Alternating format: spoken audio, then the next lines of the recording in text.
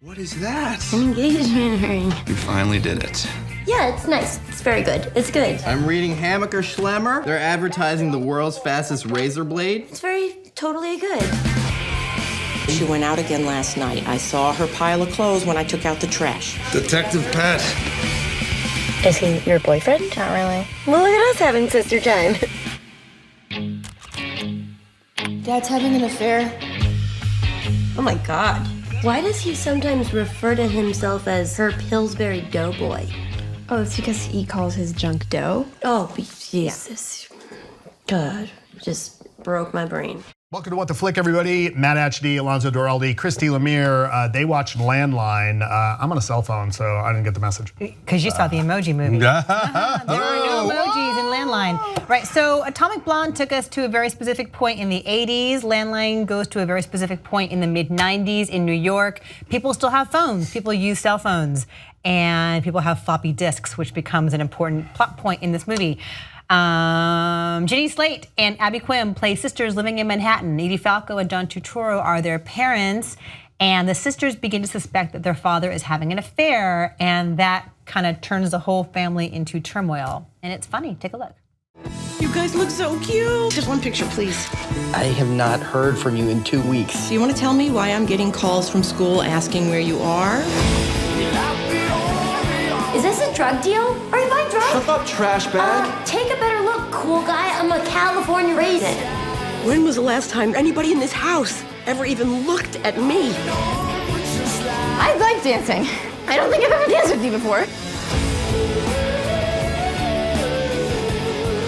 I love you guys so much, even when you make me crazy. You are really a weird little bird. You know that? I just want you to be happy.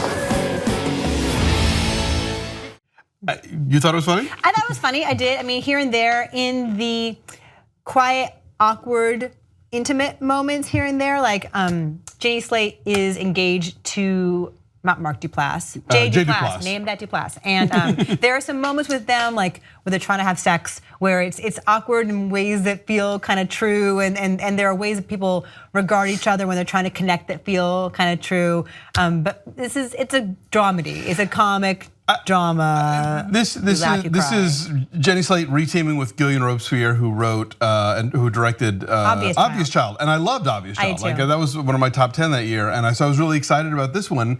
And I think there's more going on than they really know how to rein in. There's sort of too many characters and too many like incidents that are happening. You've got John Turturro and Edie Falco as the parents who aren't happy, and he's having an affair, and she does something with the government that I was never quite clear what that was, but she's like a city planner. Yeah, she has license to wear Hillary Clinton pantsuits, and the '90s stuff to me kind of felt a little served with a trowel, like there's a line where Jenny Slate says something like, "Oh, we spent 3 hours at Blockbuster and then went home with Curly Sue." It's like, okay, thank you.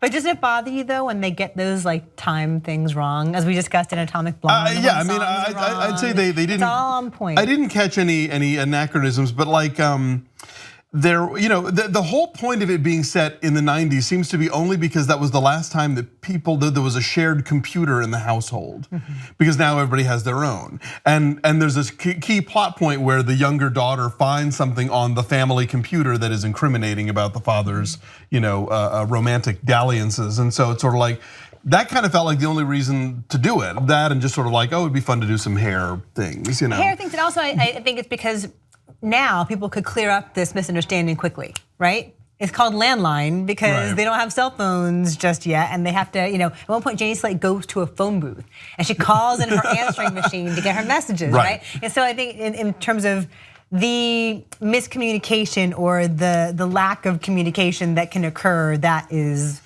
germane. Thank you, drink. Germane to what's happening here. No, I like the cast so much. I love the idea of Edie Falco and John Turturro being people's parents. Abby Quinn, who I think this might be her first film, first or second. Like that, yeah. She's really good. She's got like this really kind of badass directness to her that I like very much, compared to Jenny Slate's character, who is a little uptight and a little fearful, and everyone kind of go through an awakening. Yeah, Finn Wittrock actually as the guy who sort of catches Jenny Slate's eye when she should be, dealing with Jay Duplass. All the Duplasses are there in this movie. No, just Jay. Yeah, I don't know. I was sort of, it was okay. You know, like there were some moments that I liked, but it didn't hit me in the way that Obvious Child did, where I felt like they were really saying something interesting and doing it in a different way. And I was really kind of looking forward to this because it was sort of like, okay, well, you know, that was a sort of little scrappy indie first movie, but now she's got some names attached, and you know, people wanna work with her, and she's probably got some more budget, and it's a period piece, and you know, all that kind of stuff. And I didn't feel like it ever added up to enough. Okay. It just sort of, it felt like you could make an interesting movie about the parents, about Jenny Slate's character, about the younger daughter, but cramming them all together, I felt like none of them got the real estate that they needed to really sort of flourish in the way that would have made the movie more interesting. Okay, I enjoyed that they all went through their own personal crises and they figured it out, and it's not perfect, it's a little bit messy. It does not amount to a whole lot, but I thought it was well done and well cast. All right, so I'm saying, I'm mixed on it. I'm saying 5.5. Okay, 4.5. I was a little disappointed, but there are definitely some good stuff in there. Okay, so 5 is our number. I think it came out last week. Yes, but I believe it's sort of slowly expanding. So, all right, enjoy. Bye.